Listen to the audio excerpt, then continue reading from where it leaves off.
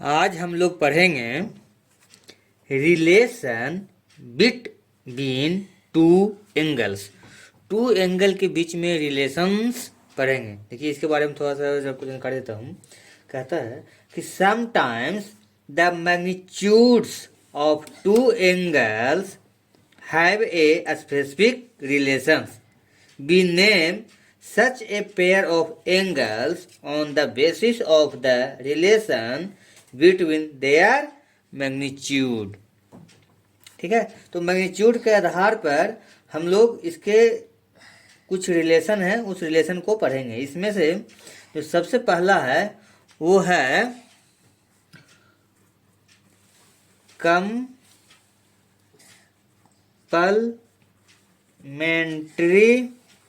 कंपलमेंट्री angle. क्या है? कंपलमेंट्री angles. अब कंपलमेंट्री एंगल्स किसको कहते हैं ये हम लोग देखते हैं। देखिए इसका थोड़ा सा परिभाषा भी मैं ले लेता हूं। Two angles are called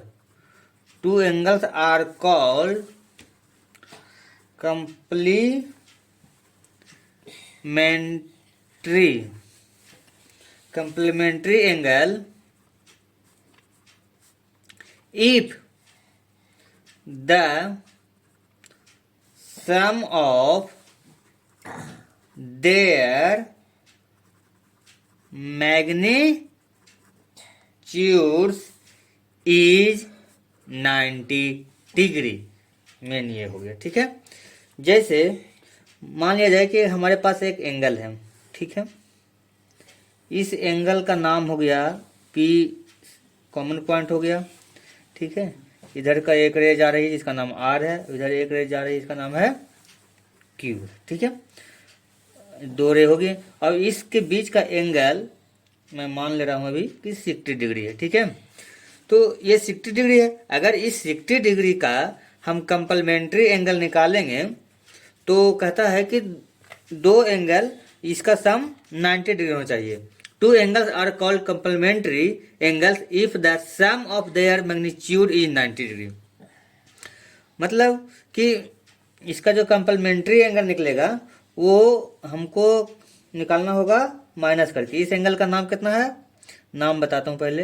angle R P Q equal to 60 degree.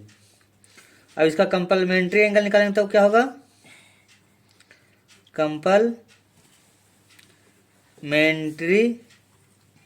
Angle of angle R P Q equal to 90 degree minus 60 degree, मतलब ये 30 डिग्री हो जाएगा। ठीक है, इसका मतलब ये हुआ कि इसको 90 डिग्री बनाने के लिए, इस एंगल जो है इसको 90 डिग्री हमको बनाने के लिए और कितने एंगल की आवश्यकता है? ठीक है, तो और एंगल कितना है? 30 डिग्री हमको और चाहिए। ठीक है, तो पूरा यहाँ से यहाँ तक 90 डिग्री है। ठीक है, यहाँ से यहाँ तक कितना है?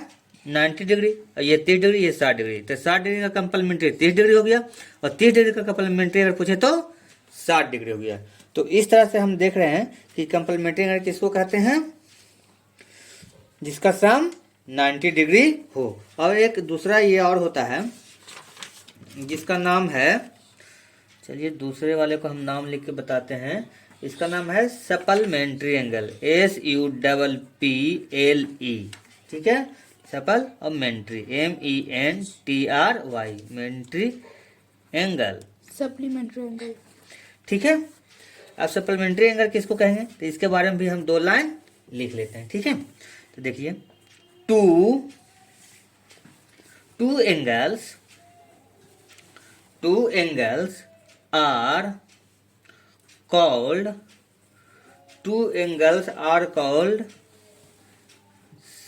supplementary angles if the sum of their magnitude is 180 degree. ठीक है। अब देखिए कंपलमेंट्री एंगल में हमने कितना देखा, इसका सम 90 डिग्री होना चाहिए, लेकिन कंपलमेंट्री से जो सप्लीमेंट्री हो जाएगा तो इसका सम कितना होना चाहिए, 180 डिग्री। ठीक है। कंप्लीट कितना पे होता है, 90 पे, और पूरा वो सफल हो जाएगा 180 पे। तो याद करना है सप्लीमेंट्री 180 डिग्री उसका सम होना चाहिए और कंपलमेंट्री में 90 डिग्री। ठीक है। तो इसको समझने के लिए एक मैं एंगल बनाता हूँ। एक हमारे पास लाइन है, इसका नाम दे देते हैं मैं पहले से Q। एक रे इधर बना देता हूँ, इसका नाम है R। ठीक है। और दूसरा रे इधर बनाता हूँ, इसका नाम है P। ठीक है। तो ये एंगल है, ये एंगल 90 डिग्री से ज़्यादा बड़ा होगा। ठीक है। तो कितना डिग्री मान लेते हैं इसको, चलो 130 डिग्री मान लेते हैं। ये एंगल कितना है, 130 डिग्री है। ठीक है। इस एंगल का नाम हो गया angle P Q R equal to 130 degree. अब इसका सप्लीमेंट्री है, तो इसको पूरा करने के लिए 180 बनाने के लिए और कितना चाहिए, तो हम लोग यहाँ से यहाँ तक 180 होता है, 180 में से ये लोग माइनस कर देंगे तो ये मिलेगा, है ना। तो इस तरह से हम लोग लिखते हैं सप्लीमेंट्री